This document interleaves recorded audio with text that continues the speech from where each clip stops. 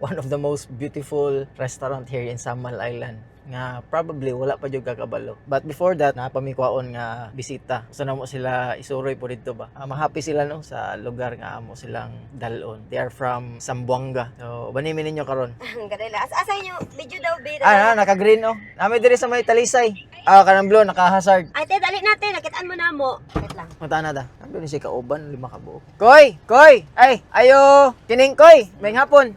Kining pilay pangayo ninyo sa kuan. Ocean View, 2 ka buok. Ocean View, 2 ka buok. 150. Sige, 150. Isa? 2 na. 150. Ito na si kuya. 2 lagi 150. Tama ba? 150 no? Saan ba ba? Nadia, 2 lagi 150. Dire sa kanan ng uban, 2 lang yung mga kuan. Karga. Wala din. Kira may hapon. Hapon. Udto na day? Hapon na, udto. First time ninyo nga aning samal? Day? Katong duha po ninyo ka lalaki ka uban. First time po do. Narabay dakong bato de di kinahanglan ra bato kisan basta mga first timer naada ang kiss.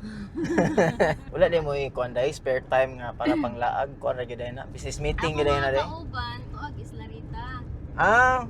Nindot kay didto. Kuan kung mag-lansya na may diretso lansya pa dong didto.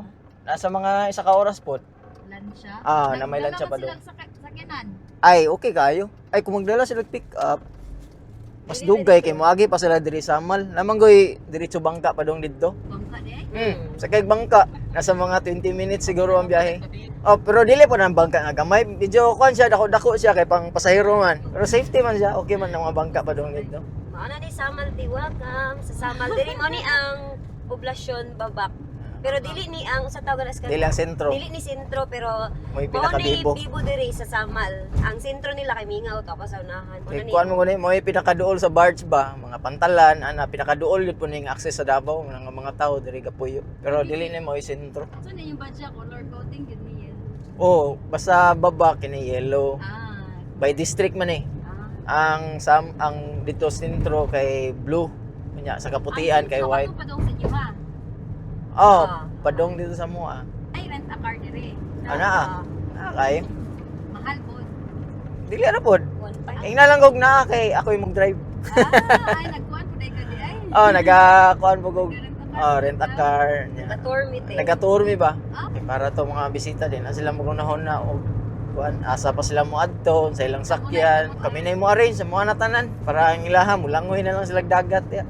Kineto nga tuan karon kay kuan siya pinaka tumoy gyud sa Samal. Ako jud tumoy sa amin. Northern part sa Samal. Island man gani ako ta dire. Mao gyud. Ano to nga pinakatumoy. Tapos pinakalayo. Pinakauna abot mo tumoy nga pila ra ka oras, dara ka oras. Ikan. Padra hakamay sa tumoy sa Samal. Nya dili po namo ginadala among mga bisita, especially kanang ginagmay na lang ang oras ba kalaag. Nindot siya kanang resort niya nanay pagkauna niya daan ba niya. Siya ang pinaka-unique gyud diri sa Samal. Dali ra mo siya kay pwede ra nimo ma-order online ang imong pagkaon ba. Nigabot nimo didto. Kaokad. Karon di wala ko sa order. Abi daw na order mo Wala kay kuan silang lahi na ilang management dili para sa uno. Kauna kay pwede ra walay ano. Way down. Dili dili. Ay nara dai sila. Wala nakabalo sila kita ito. Open na din. Na AR. Lo chip, mingog Chip, to. nagpabook mi AR Bontong. Ay mga on ni. Nagbook mi ganina, dine in. Salamat. Sa po ni sa kuan mga high-end nga subdivision diri sa Samal. Pwede mo mag-rent ya. Kana mga rooms. Matagiya dai pag na pa Airbnb nila. Naman unta mi kuan last week na mi package tour pod na na-cancel kay ulan man. Ayun. Alright, so on ilang resort. Yeah, naidagko kay nga building jud actually.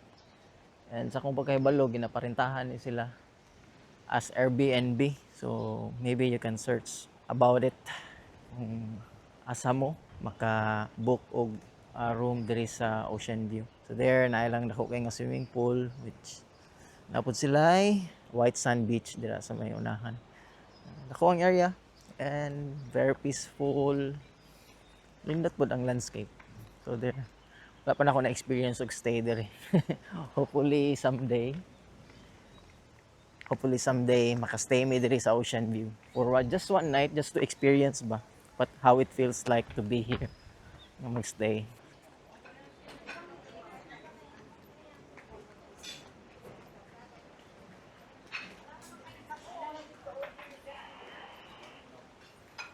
There you are.